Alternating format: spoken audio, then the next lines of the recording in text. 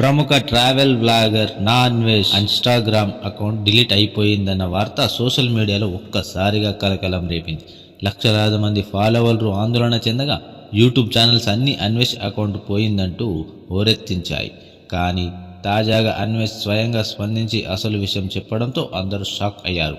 అది నిజంగా పోలేదు, కేవలం ఒక చిన్న టెక్నిక్ ఇష్యూని అడ్డం పెట్టుకుని అన్వేష్ అందరినీ ఫూల్స్ చేశారట. ఇక అసలు విషయం ఏమనగా, మదనపల్లిలో జరిగిన ఒక చిన్నారి ఉదంతానికి సంబంధించి అన్వేష్ తన ఇన్స్టాగ్రామ్లో ఒక వీడియోను అప్లోడ్ చేశాడు. ఆ వీడియో సున్నితమైన అంశం కావడంతో ఇన్స్టాగ్రామ్ యాజమాన్యం ఐడెంటిటీ వెరిఫికేషన్ కోసం ప్రూఫ్ అడిగింది. అన్వేష్ తన పాస్పోర్ట్ వివరాలను అప్లోడ్ చేస్తున్నప్పుడు చిన్న పొరపాటు జరగడంతో సెక్యూరిటీ కారణాల దృష్ట్యా అకౌంట్ను 48 గంటల పాటు తాత్కాలికంగా నిలిపివేశారు.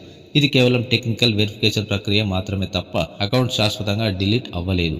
ఇక అకౌంట్ తాత్కాలికంగా ఆగిపోయిన విషయాన్ని సాకుగా తీసుకున్న అన్వేష్ తన అకౌంట్ పూర్తిగా పోయిందని ఒక చిన్న నాటకం ఆడాడు.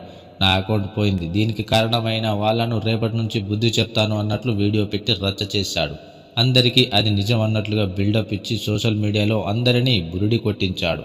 అసలు తాను ఇలా అబద్ధం చెబితే తన ఫాలోవర్లు మీడియా వారు ఎలా రియాక్ట్ అవుతారో చూడాలని ఇలా చేశానని, అందరినీ ఫూల్స్ చేయడం, ఇప్పుడు నా తప్పు లేకుండా ఇలా మాట్లాడుతున్నాను అని వీడియో పెట్టడంతో అసలు నిజం బయటపడింది.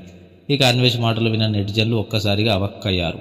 ఒక పక్క తన అకౌంట్ తిరిగి వచ్చినందుకు ఫాలోవర్లు సంతోషిస్తున్నా, మరోపక్క ఇలాంటి సీరియస్ విషయంలో జోక్ చేయడం అవసరమా అని కొందరు ప్రశ్నిస్తున్నారు. ఇక కేవలం హైప్ కోసమా లేదా రీచ్ పెంచుకోవడం కోసమో ఇలాంటి పనులు చేయడం అన్వేష్కి చెల్లిందని విమర్శలు కూడా వస్తున్నాయి.